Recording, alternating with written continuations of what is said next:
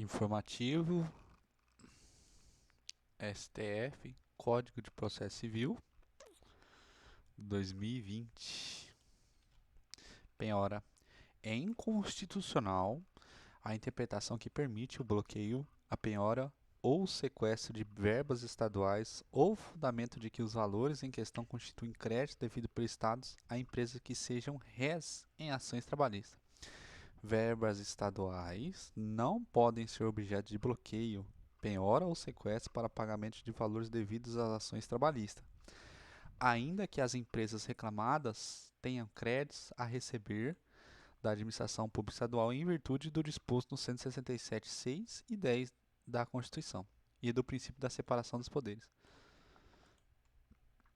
Recurso extraordinário. Não possui repercussão geral recurso extraordinário que verse sobre lei estadual posteriormente revogada e que foi objeto de acordo entre os interessados.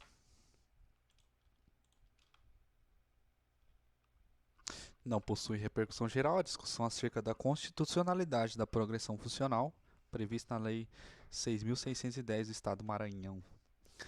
Recurso extraordinário. Não cabe recurso extraordinário se houver a necessidade de se analisar normas infraconstitucionais para se chegar à conclusão contrária à adotada pelo Tribunal de Origem. Inviabiliza o recurso extraordinário a necessidade de análise de normas infraconstitucionais para chegar à conclusão contrária à adotada pelo Tribunal de Origem. No caso concreto, o juiz e o Tribunal de Justiça negaram à empresa revendedora de combustível o direito de obter o aproveitamento do ICMS recolhido a mais. A empresa interpôs recurso extraordinário alegando a violação do parágrafo 7º do 150 da Constituição, que trata sobre a substituição tributária. A lei poderá atribuir ao sujeito passivo de obrigação tributária a condição de responsável pelo pagamento de imposto ou contribuição, cujo fato gerador deva ocorrer posteriormente, assegurada a imediata e preferência restituição da quantia paga, caso não se realize o fato gerador presumido. Ocorre que a decisão do Tribunal de Origem foi baseada em lei estadual que exige que o contribuinte substituído apresente requerimento administrativo ao fisco e cumpra determinado procedimento para obter o aproveitamento do ICMS recolhidos a mais, em razão da venda de mercadorias por preço inferior ao presumido, ou seja, no regime de substituição tributária para frente.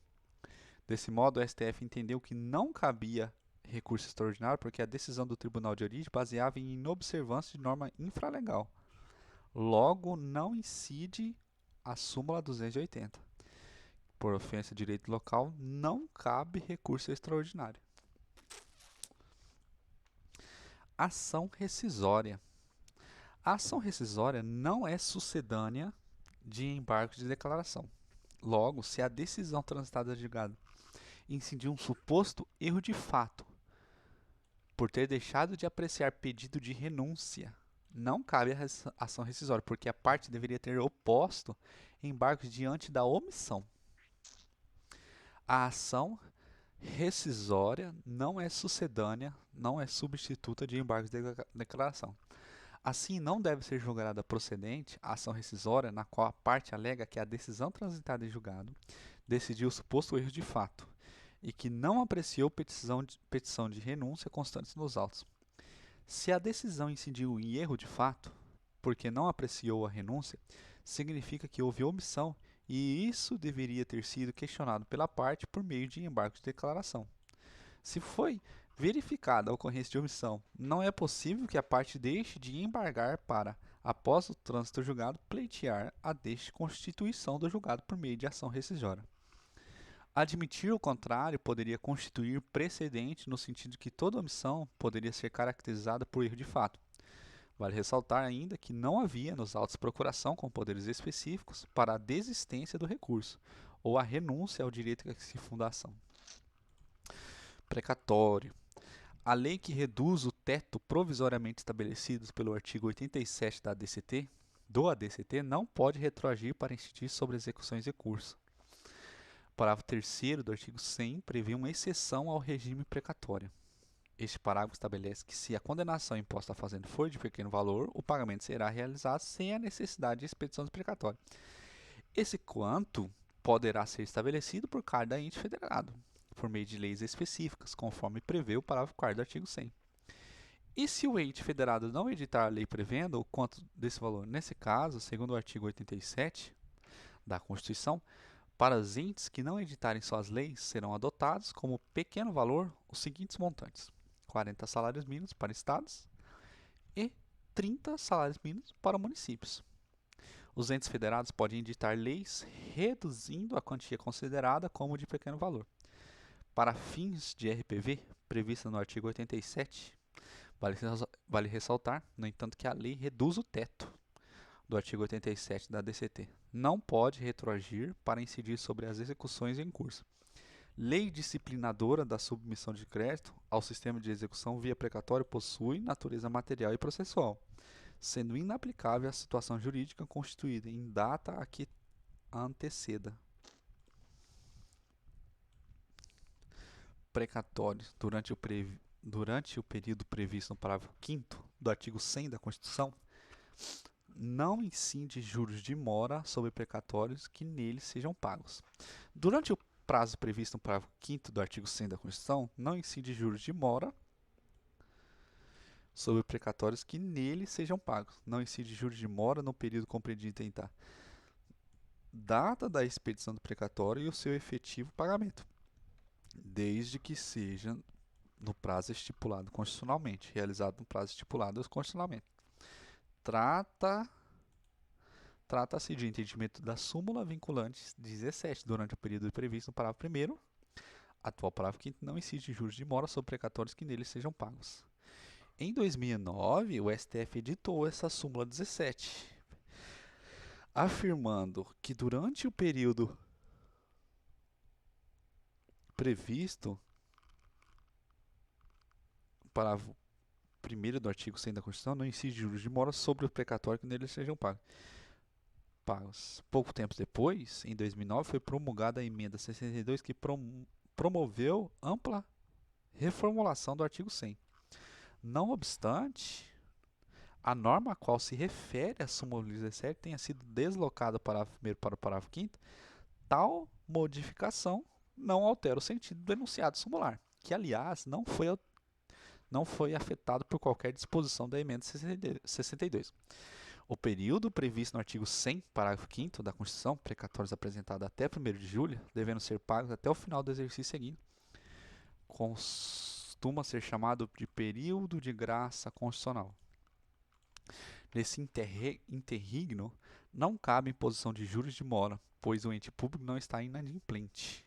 Caso não haja o pagamento integral dentro deste prazo, os juros de mora passam a correr a partir do término do período de graça, tese fixada para fins de repercussão geral.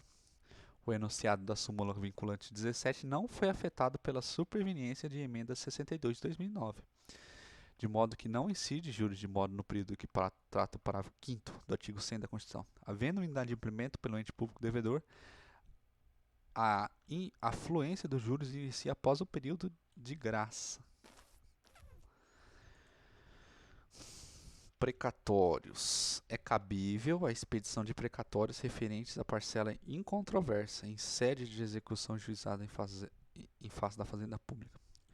Surge constitucional a expedição de precatória, a requisição de pequeno valor para pagamento de parte incontroversa e autônoma do pronunciamento judicial transitado e julgado. Observada a importância total, executada para efeito de dimensionamentos com obrigação de pequeno valor. Competência. Compete ao STF julgar a ação proposta por Estado contra a União versando sobre imunidade recíproca, tributária recíproca. Compete ao STF conhecer e julgar originariamente causas em que envolvam a interpretação de normas relativas à imunidade tributária recíproca, em razão do potencial abalo ao Pacto Federativo. Impenhorabilidade. São inconstitucionais quaisquer medidas de contrição judicial em desfavor do Estado-membro, das caixas escolares ou das unidades descentralizadas de execução da educação UDES, que recaem sobre verbas destinadas à educação. As unidades executoras próprias, como exemplo, caixas escolares, podem receber recursos públicos destinados à educação via transferência para a melhoria da infraestrutura física e pedagógica. O reforço da autogestão escolar e a elevação dos índices de desempenho da educação básica por meio de gestão descentralizada. A Justiça do Trabalho, em processo de execução, não pode decretar medida de constrição judicial que recaiam sobre essas verbas recebidas pelas caixas escolares destinadas à educação. Esses valores são impenhoráveis porque estão afetados à finalidade pública e à realização das atividades e serviços públicos decorrentes do exercício obrigatório da função administrativa.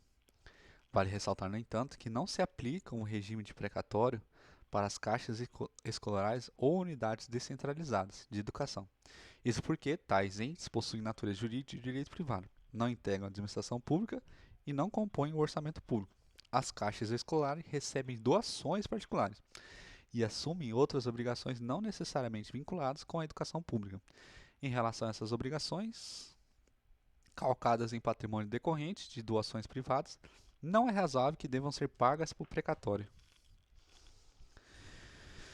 Precatório. Se um precatório de natureza alimentar é cedido, ele permanece sendo crédito de natureza alimentar e, portanto, deverá ser pago de forma preferencial. A cessão de crédito alimentício não implica alteração da natureza. Desse modo, a cessão não altera a natureza do precatório, podendo o cessionário gozar de preferência de que trata o parágrafo 1º do artigo 100 da Constituição Federal, quando a origem do débito assim permitir mantida a posição na ordem cronológica originária.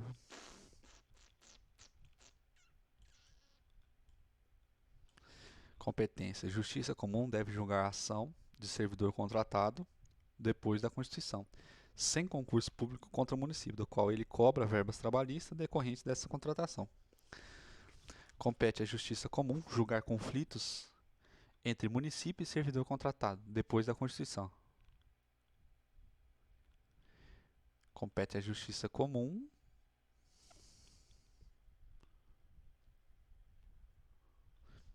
ainda que sem concurso, pois, em vez vigente o regime jurídico administrativo, este disciplinará a absorção pessoal pelo poder público. Logo, eventual nulidade do vínculo e as consequências daí oriundas devem ser apreciadas pela justiça comum e não pela justiça do trabalho. Embargos de declaração. É cabível a oposição de embargos de declaração para que a decisão embargada se adeque à jurisprudência preveniente. São cabíveis embargos de declaração com efeitos infringentes para que a decisão embargada seja reajustada de acordo com a jurisprudência firmada em tese que o Supremo Tribunal Federal e o STJ adotarem. Competência. Compete à Justiça comum julgar as ações contra concurso público realizado por órgãos e entidades da administração pública para a contratação de empregados seletistas.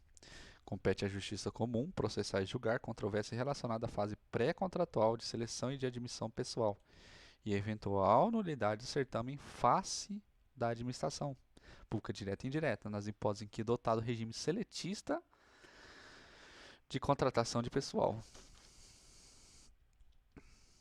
Reclamação. É inadmissível a reclamação proposta após o trânsito em julgado da decisão reclamada.